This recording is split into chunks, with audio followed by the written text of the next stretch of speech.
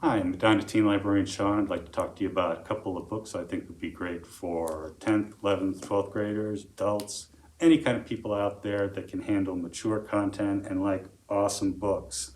My first one that I want to talk to you about is by Tom Ryan, and it's called I Hope You're Listening.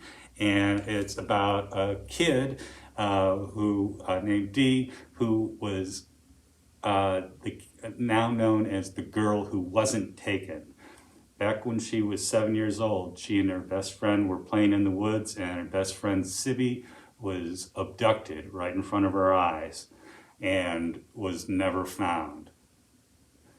Now she's 17. She does an anonymous podcast trying to find missing people. And she's trying to move on from the trauma of what happened to Sibby. But now a new missing person case happens in her town, and it's a little bit closer to home. She starts to investigate it, and becomes a real exciting, edge-of-your-seat thriller. If you like types of things that look like be a great thriller type of movie or something like that, I Hope You're Listening is awesome. Does have some great LGBTQ romance in it, and quite a bit of cursing. So like I said, this is not one for younger readers. I Hope You're Listening by Tom Ryan. The other book that I'd like to talk to you about, I think is a very important one. It's by Bryan Bliss, and it's called Thoughts and Prayers. A year ago, Claire, Eleanor, and Brezin cowered together beneath a staircase during a school shooting that claimed 4 lives. Now Claire has moved hundreds of miles away, but is still haunted and paralyzed by trauma, except when she hits the skate park. Eleanor is still there at Ford High School, the unwilling face of a movement affecting every day of her life. And then Brezin is only able to face going back to school by looking at it as all part of some elaborate role-playing game where abiding by the rules is necessary for survival. This is a novel about how we're changed by trauma and all the difficult personal struggles for recovery in its aftermath. This is a novel about all the kids that have been gunned down and all the kids left behind and all the families offered thoughts and prayers.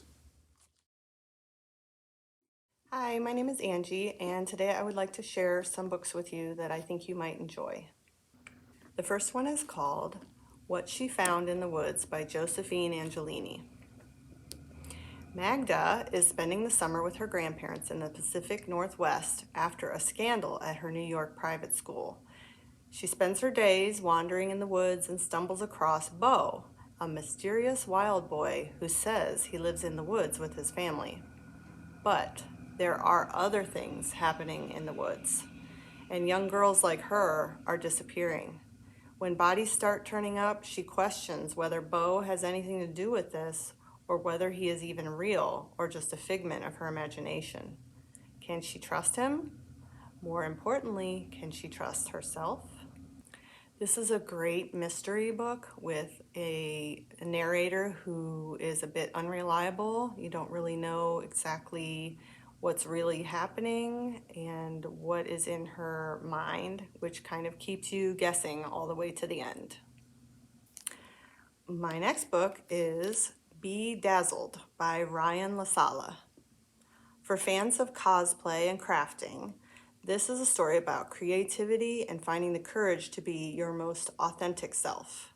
Raffi has always chosen his art over anything else and is determined to win an annual cosplay competition, which would get him noticed by the art schools and maybe earn respect from his doubting mother. But when Raffi is forced to partner with his ex on his most ambitious project yet, he'll have to cope with unresolved romantic feelings and moments of self-doubt while navigating the changing rules of the contest. This book is really sweet because it's a romance, and it's also about Raffi learning how to believe in himself. It's about his friendships. It's got a lot of humor, and it's really fun to read just to hear how they describe Raffi's creations. So if you're a creative person or you really love to watch creative people, this is a really great book for you.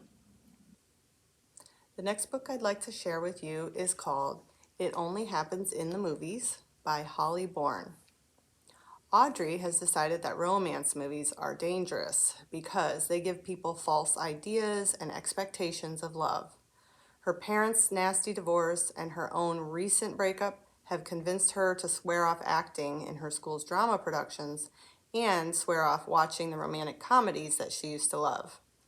To take her mind off things, she gets a job at a local movie theater, and there she meets Harry. Everyone warns her that he's a player, and Audrey makes it clear that she has no interest in him. But when she takes the leading role in his latest zombie movie, she rediscovers her love of acting and starts to reconsider her feelings for Harry. This book is clever and plays with the rules of typical rom-coms, leading to an ending that is both unexpected and inspiring. Hello, my name is Rachel, and I'm going to talk to you today about a couple of books I've really enjoyed lately. So the first one is Super Fake Love Song by David Yoon. Sonny is a self-proclaimed nerd, and he's okay with that. That is until one day when his parents invite over some old friends who have just moved back into the neighborhood, and he meets their daughter, Cyrus. He's struck by how super cool and confident Cyrus is. So when she accidentally goes into his brother's room and she's impressed by all the rock and roll posters and guitars everywhere, he lies to her and tells her that it's his room. Soon he finds himself knee-deep in a huge lie. He starts dressing in his brother's clothes to school, and he even convinces his friends to come up with a fake band with him.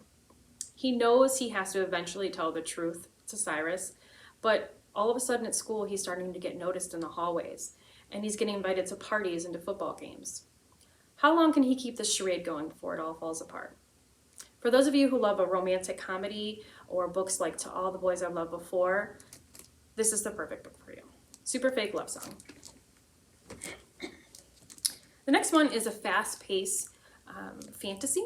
This one's called A Song of Wraiths and Ruin by Roseanne Brown. For Malik, the Solstasia Festival is an opportunity for he and his sisters to finally leave their war-stricken home and move to a more prosperous city. But when a vengeful spirit kidnaps his sister in exchange for getting into the city, he strikes up a fatal deal. He offers to kill the crown princess Karina in exchange for his sister. And so he enters the Solstasia competition in order to get closer to her. But little does he know that the princess has a sinister plan of her own. When her mother is assassinated and her council threatens mutiny, she turns to ancient magic in order to resurrect her mother. The one thing she still needs is the beating heart of a king. And so she offers her hand in marriage to the winner of the competition. Which one of them will be able to go through with their deadly plan, Malik or Karina? A Song of Wraith and Ruin. Thank you very much.